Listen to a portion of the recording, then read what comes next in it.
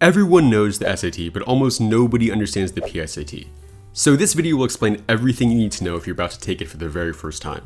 How it's scored, how it's different from the regular SAT, and how to prep for it without melting your brain. But first, I'm John. I run this channel in an online SAT prep community where I make studying for the SAT feel as fun as playing a video game. We're literally the only community in the entire world combining SAT prep and gaming. So hit subscribe now if you want to see more videos just like this one. But first, what even is the PSAT? The PSAT stands for the preliminary SAT. It's basically a practice SAT with lower stakes since it doesn't count for college admissions. I know what you're thinking. If it doesn't matter, then why do I actually need to take it? Two reasons. First, it's practice for the real SAT. The SAT is a hard test, and practice tests alone usually are not enough to get you really familiarized with how the test works and how it feels to take it. Taking the PSAT lowers your odds of getting cooked on SAT test day because it gets you more familiarized with how the test works. Two is scholarships. The top few PSAT scores become national merit finalists, and these people can actually win money for college scholarships just through their PSAT score. So trust me, you should actually try your best to do as well as you possibly can on the PSAT. But first, let's cover the basics. The PSAT is usually taken in the middle of the week, in the morning, at your local high school. And yes, this means you might have the PSAT and A push in the same day. L plus ratio. There's also no single date for the PSAT. It can be any time in the month, depending on when your school decides. And there are three main types of PSATs that people take. The first is the PSAT 8-9. This is for 8th and 9th graders. Then you have the PSAT 10, which is for 10th graders. And then you have the PSAT NMSQT, which is the important one for scholarships, usually taken in the 11th grade.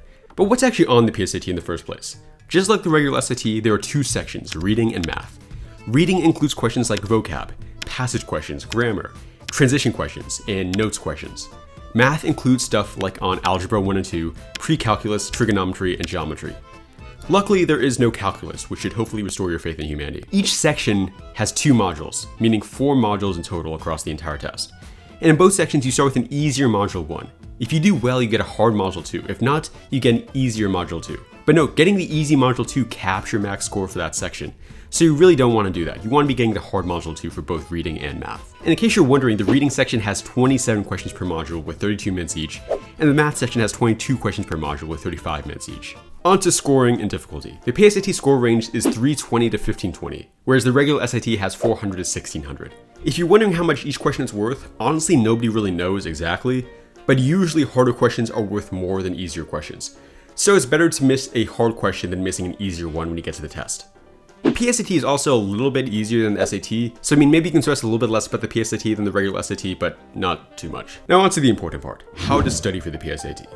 Studying for the PSAT is basically exactly like studying for the regular SAT. First, you take a practice test. You can use Blue Book with the link in the description to find some official College Board practice tests.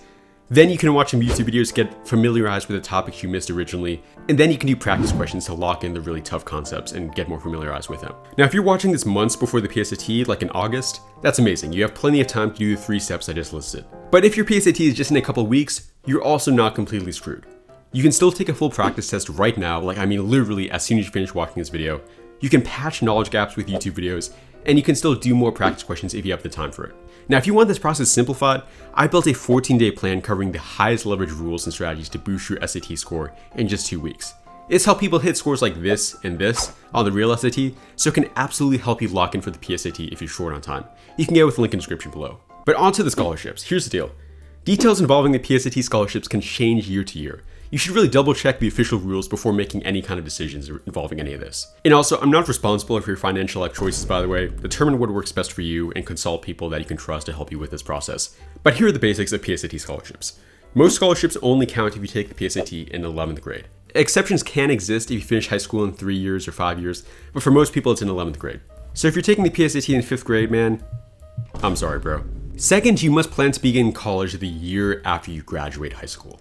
And finally, you must take the PSAT in the United States. If you meet all these different qualifications, you can continue on with a scholarship process for the PSAT. So about a year after you take the test, the top 3 or 4% of PSAT takers become commended students. This is usually announced in the September of the year after the PSAT. Now, this doesn't unlock any scholarships directly, but many colleges do give extra aid for this level if you do manage to reach it. However, the top 1% of students become national merit semifinalists. This is also usually announced in September. Unfortunately, you don't just get $1 million for this. Instead, you get paperwork.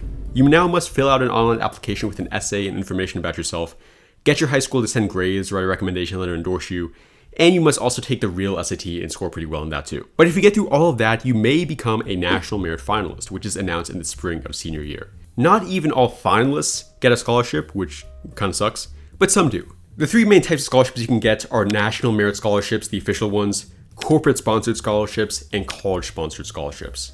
Criteria varies, so do your own research for each scholarship's requirements so you know what you're getting into. But before any of that happens, everybody can see their raw PSAT score, usually in late October or November. You can use this to target weak areas before you take the real SAT later on.